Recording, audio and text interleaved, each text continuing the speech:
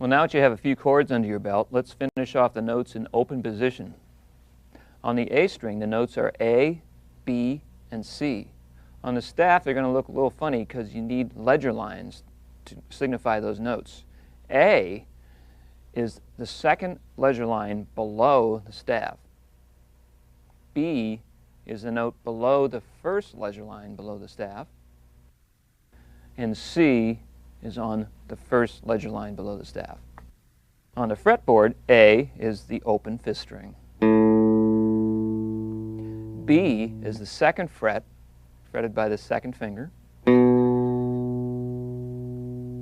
C is the third fret with third finger, the ring finger. The notes on the low E string are E, F, and G, just like the high E string. But on the staff, they're way below the staff on ledger lines. E is below the third ledger line below the staff. F is right on the third ledger line below the staff. And G is the note below the second ledger line below the staff. On the fretboard, the E is the low string open. The F is the first fret, first finger. And the G is the third fret, third finger.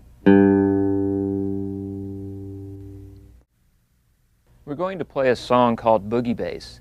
It's quite challenging because it uses almost every note we've learned so far. It's also in a key signature of G. Now what that means is every F that's in the piece is raised a half a step. But we're lucky as there's only one F in this piece on the first space of the staff. Now normally that would be played on the fourth string and the third fret. So we have to raise that a half a step or one fret. So it's played on the fourth fret. This song is mostly in eighth notes. I'm going to play it one time slow and then one time fast.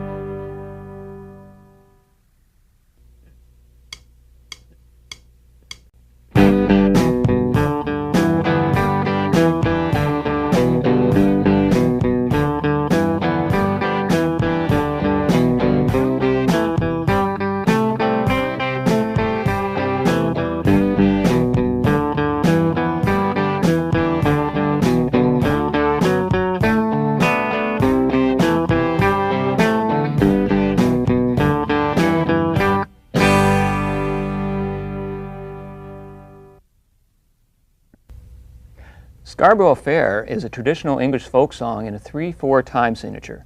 It's in the key of A minor and uses notes found on the bottom four strings. Let's play it together slowly.